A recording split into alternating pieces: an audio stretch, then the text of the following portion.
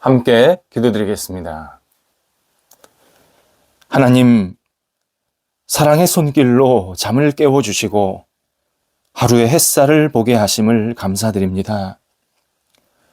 주님이 저희에게 친절과 타인이 저희에게 베푼 친절을 오늘 모두 기억하며 살게 하옵소서.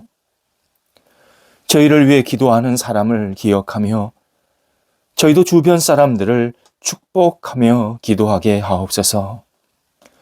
저희를 사랑하는 사람들을 기억하며 저희에게 사람들에게 사랑으로 다가갈 수 있는 은혜를 허락하여 주옵소서.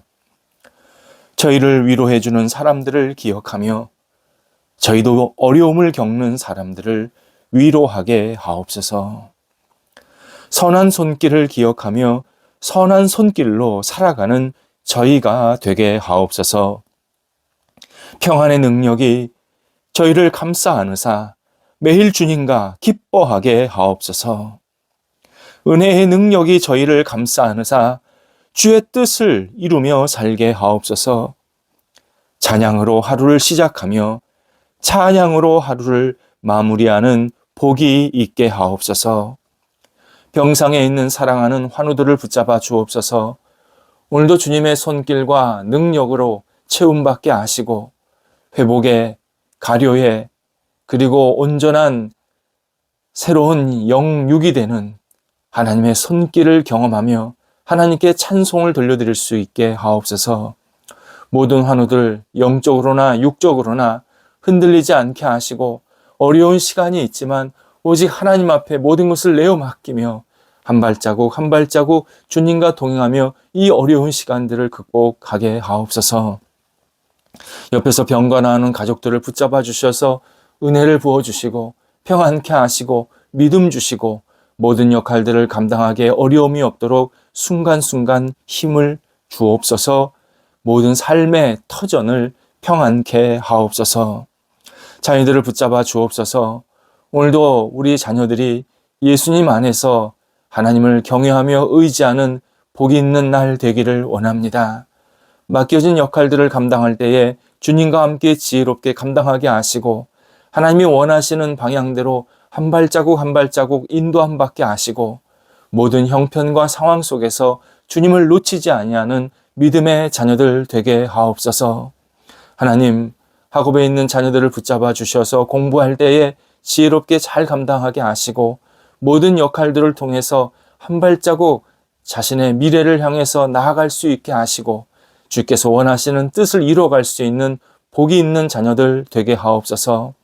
만남과 장래의 문제 때문에 직장의 문제, 일의 문제 때문에 계속 기도하고 있는 자녀들이 있습니다. 도우소서. 하나님 문이 열리게 하시고 좋은 교제가 있게 하시고 모든 분복을 주님 안에서 누릴 수 있게 하여 주시어서 우리의 삶이 우리 자녀들의 앞길 속에서 환히 비춰지게 하시고 주님과 함께 동행하면서 모든 역할들을 신실하게 감당할 수 있게 하옵소서. 어린 자녀들 어릴 때부터 예수님 안에 거하게 하시고 무럭무럭 잘 자라갈 수 있게 해주셔서 하나님 안에서 매일매일 기쁨이 넘쳐나도록 인도하옵소서. 저희 자녀들이 세상 속에 살아갈 때에 많은 사람들에게 빛이 되게 하시고 자녀들을 만나는 사람들이 하나님 만나고 하나님의 은혜도 같이 누릴 수 있게 하옵소서. 일터를 붙잡아 주옵소서. 오늘도 주님이 주신 일터가 예수님 안에서 안정되게 하옵소서. 계획하는 일, 준비된 일 하나하나 진행될 때에 성령의 능력으로 아름답게 열매가 맺혀지게 하시고 모든 일터 위에 하나님의 풍성한 은혜가 내리게 하여 주시어서 여러 가지 역할들을 감당하기에 어려움이 없는 복 있는 일터들 되게 하옵소서. 계속해서 거래와 투자를 위해서 기도하고 있사오니 도우셔서 좋은 거래, 좋은 투자가 계속 이어지게 하시고 시작된 것은 잘 마무리될 수 있게 하여 주시어서 우리 성도들이 하나님의 나라의 큰 꿈을 갖고 열정적으로 살아가도록 인도하옵소서. 새로운 시작, 그리고 추진하는 일, 열매를 기다리는 일들이 있습니다. 도우셔서 하나하나 주님께서 원하시는 시간 방법대로 이루어지게 하시고 이 모든 과정들을 통하여서 하나님의 은혜를 그리고 하나님의 섬세한 손길을 경험하는 시간들 될 수 있도록 인도하여 주시어서 우리 성도들이 오직 하나님 앞에서 새로운 힘을 갖고 날마다 도전하며 앞을 향해 나아가도록 인도하옵소서. 출타하는 성도들을 붙잡아 주셔서 오늘도 오고 갈 때 성령께서 동행하여 주시고 그 발걸음이 가볍게 하시고 목적을 잘 이루고 돌아오실 수 있게 하옵소서. 저희 사회가 건강한 열정이 있는 사회가 되기를 원합니다. 하나님 앞에 영광되는 사회가 되기를 원합니다. 주님이 기뻐하시는 사회가 되기를 원하오니 하나님이여 도우셔서 우리 모든 사람들이 주님의 주시는 꿈을 갖고 열정을 갖고 앞을 향해 나아갈 수 있도록 인도하여 주시어서 우리 사회가 잠들지 않게 하시고 늘 깨어서 주님의 뜻을 이룰 수 있게 하옵소서. 하나님, 저희 교회가 더욱더 하나님 앞에 영광되게 하시고 여러 가지 준비된 여러 가지 일들이 있습니다. 도우셔서 하나하나 잘 진행될 수 있도록 성령께서 지혜 주시고 하나님, 주님의 뜻을 이룰 수 있는 교회, 주의 말씀이 이루어지는 교회, 하나님의 능력이 나타나는 교회, 사람들에게 주의 사랑을 증거하며 나눌 수 있는 복 있는 교회 되게 하여 주시어서 하나님 앞에 쓰임받기에 어려움이 없게 하여 주옵소서. 안정되게 날마다 성령께서 지켜주옵소서. 오늘도 성도들 겸허하게 하루를 보내게 하여 주시어서 주님 그 아름다운 품성을 갖고 사람들을 만나고 맡겨진 역할들을 감당토록 인도하옵소서. 예수님의 이름으로 기도드립니다. 아멘. 오늘 우리에게 주시는 하나님의 말씀은 구약성경 잠언서 19장 11절에서 12절 말씀입니다. 잠언서 19장 11절에서 12절 말씀입니다. 살아계신 하나님의 말씀을 봉독합니다. 노하기를 더디하는 것이 사람의 슬기요 허물을 용서하는 것이 자기의 영광이니라. 왕의 노함은 사자의 부르짖음 같고 그의 은택은 풀 위에 있을 같으리냐. 아멘. 하나님은 우리가 지혜롭게 살기를 원하십니다. 지혜는 세상에서 학문을 배운다고 생기는 것은 아닙니다. 하나님을 믿고 의지하면 하나님께서 허락하신다. 성경은 말씀하십니다. 이를 하나님을 경외하는 자가 지혜로워진다. 이렇게 강조하십니다. 하나님을 경외하면 참된 지혜, 진짜 지혜, 독창적인 지혜를 주신다라는 약속입니다. 그리고 하나님을 믿고 의지한 여러 신앙의 선조들이 하나님께 받은 지혜를 진술한 내용이 구약 성경의 잠언, 전도서, 아가서 등입니다. 이 책들에는 하나님이 주신 이 깊고 다양한 지혜의 내용이 담겨 있습니다. 결국 우리가 잠언과 전도서 등을 읽을 때 하나님을 경외함이 없으면, 하나님을 온전히 믿고 의지하는 마음이, 그런 믿음이 없으면 인간적인 이야기로만 들릴 수밖에 없습니다. 또 삶의 진정한 지혜가 아니라 그러한 성경을 읽으면서 단편적인 지식 내지는 아주 얕은 지혜로 받아들이게 됩니다. 그래서 어떤 상황에서 이걸 모면하기 위해서 그런 성경 구절들을 약간 적용하는 그러한 잘못된 모습도 갖게 됩니다. 때로는 지혜가 아니라 어리석은 내용처럼 받아들이게 될 때도 있습니다. 이게 무슨 지혜야? 이게 무슨 삶에 나에게 주신 양식이야? 이러면서 그것을 거부하는 그러한 모습도 갖게 됩니다. 하나님을 믿고 경외하는 마음으로 잠언을 읽으면 계속 깨닫게 하시는 귀한 지혜가 하나 있습니다. 화합과 용서에 관한 지혜입니다. 하나님을 놓치면, 이 사실이 굉장히 중요합니다. 하나님을 경외하지 않으면, 하나님을 온전히 신뢰하고 믿지 않으면 다른 사람을 공격하고 용서를 거부하게 됩니다. 그에 따른 고뇌는 당연히 생기게 되고 화산이 폭발하기 직전의 분위기 같은 불안감이 조성이 됩니다. 그러면서 야만적 행동이 이어진다라는 이러한 구절들이 계속 언급되어 있습니다. 예를 들어서 잠언 17장 1절에서 이렇게 말씀하십니다. 마른 떡 한 조각만 있고도 화목한 것이 제육이 집에 가득하고도 다투는 것보다 나으니라. 계속해서 잠언 20장 3절에서도 이렇게 말씀합니다. 다툼을 멀리하는 것이 사람에게 영광이거늘 미련한 자마다 다툼을 일으키느니라. 이 말씀 의미하는 바가 분명합니다. 다툼을 하면서 사는 것은 정말 어리석은 삶이다. 이것은 미련한 사람들이 행하는 전형적인 모습이다. 다툼은 지혜가 없는 사람, 결국 하나님을 경외하지 않는 사람, 하나님을 무시하는 사람, 하나님을 신뢰하지 않는 사람들이 행하는 아주 인간적인 잘못된 본성이다. 이 사실을 분명히 우리에게 알려주십니다.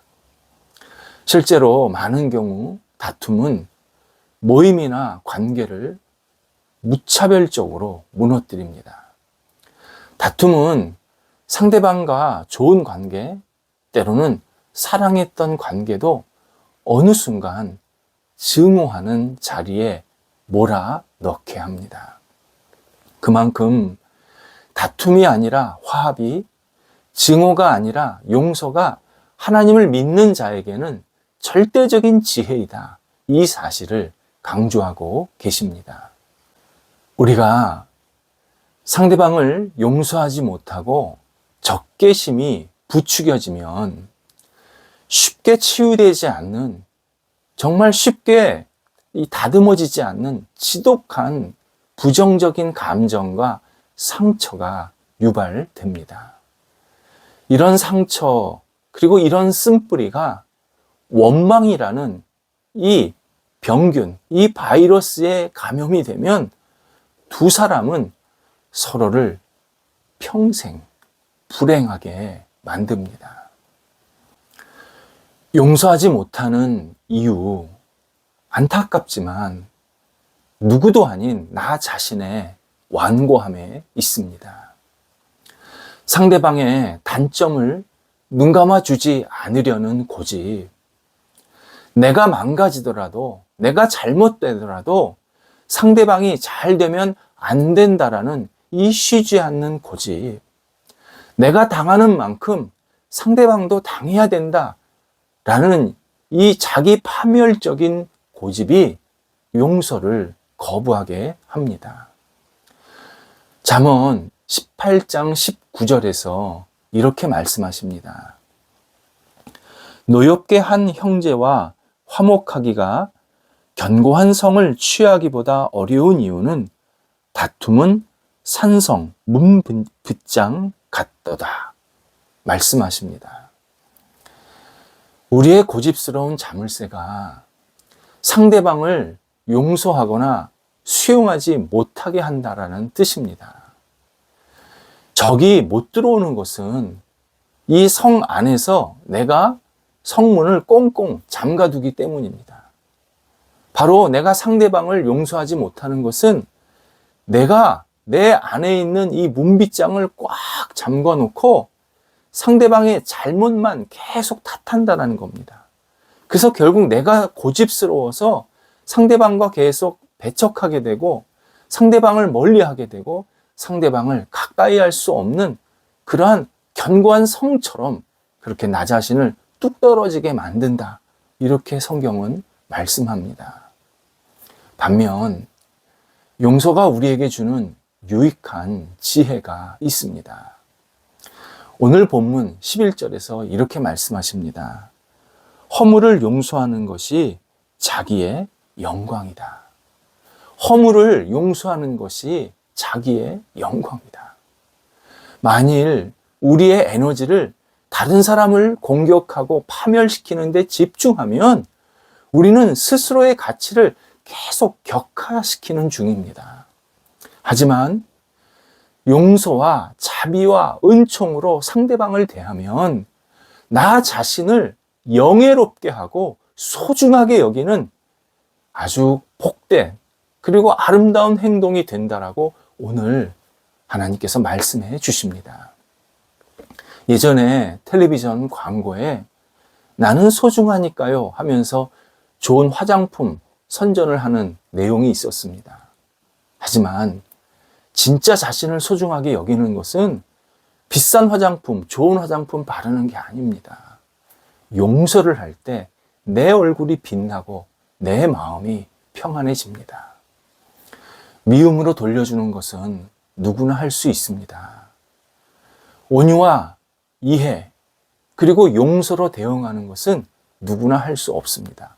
그렇기 때문에 이러한 고귀한 일들은 진정한 믿음을 가진 사람들, 진정한 하나님을 경외하는 사람들이 보여주는 복음적 삶의 표식입니다. 예수님이 내 안에서 일하고 계신다라는 분명한 증거입니다.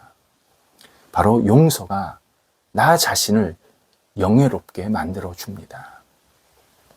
또 하나 용서가 주는 유익은 나 자신을 제대로 성찰하게 하는 지혜가 있게 합니다. 전도서 7장 21절 22절입니다. 이렇게 말씀하십니다. 사람들이 하는 모든 말에 내 마음을 두지 말라. 너도 가끔 사람을 저주하였다는 것을 내 마음도 알고 있느니라. 참 놀라운 말씀입니다. 남이 나에게 험담하는 것, 나를 비난할 때 너무 거기에 내 마음을 쏟지 말아야 한다라는 의미입니다.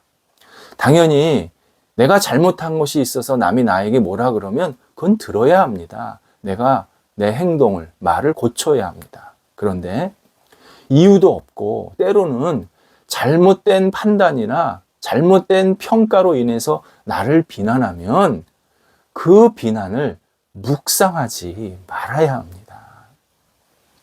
더욱이 똑같이 보복하려는 마음을 반드시 버려야 합니다. 내가 10개 비난을 받았으니까 나도 10개 비난하겠다. 이건 정말 신앙 없는, 하나님을 믿지 않는 사람의 대표적인 모습입니다.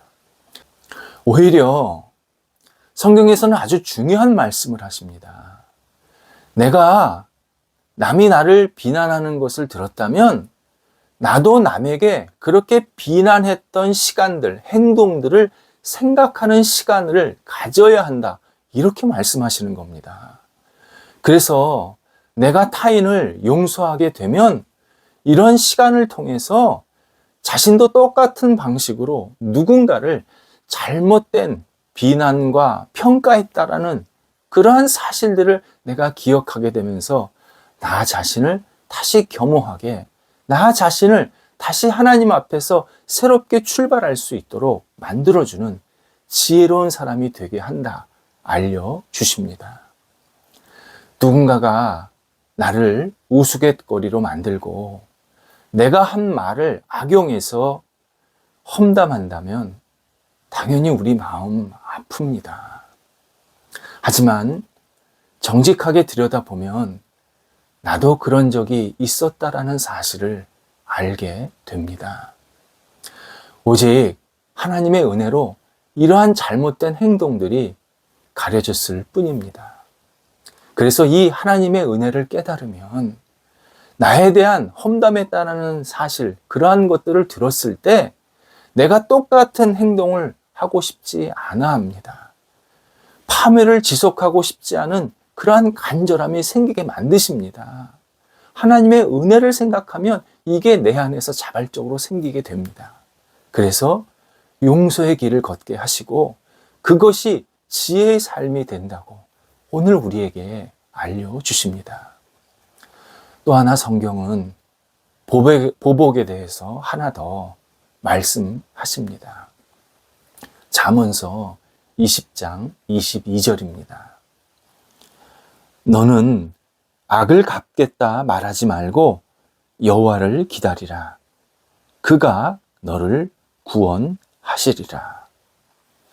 너는 스스로 다른 사람에게 보복하고 악을 갚겠고 그리고 파멸시키겠다 말하지 마라.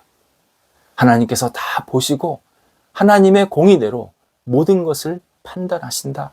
그리고 구원할 사람은 구원해 주시고 잘못됐다고 말씀하시고 평가할 사람, 심판하실 사람은 그렇게 하신다.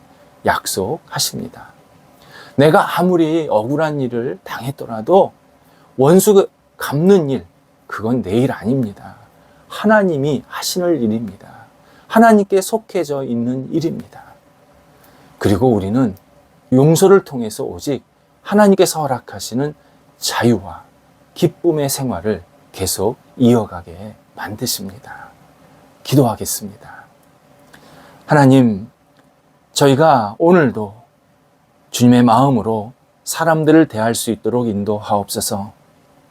비난과 모욕을 받았다고 똑같이 되갚지 않는 그러한 지혜로운 삶이 있게 하여 주시어서 오늘 주님과 함께 동행하면서 넉넉한 마음으로 하나님을 생각하며 저희들을 만나는 사람들이 진정한 감사와 기쁨의 교제가 넘쳐나도록 인도하옵소서. 회복의 역사가 저희들 관계 속에 있게 하옵소서. 예수님의 이름으로 기도드립니다. 아멘.